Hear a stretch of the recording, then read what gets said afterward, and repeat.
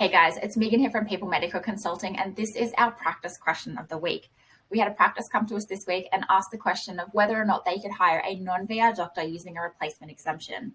So a replacement exemption is when you've had an IMG commence working with your practice while it was a DPA, and then they've subsequently left and it may not be a DPA anymore. You're actually eligible to replace that doctor, providing you can get a statutory declaration from them and then move outside of the catchment area.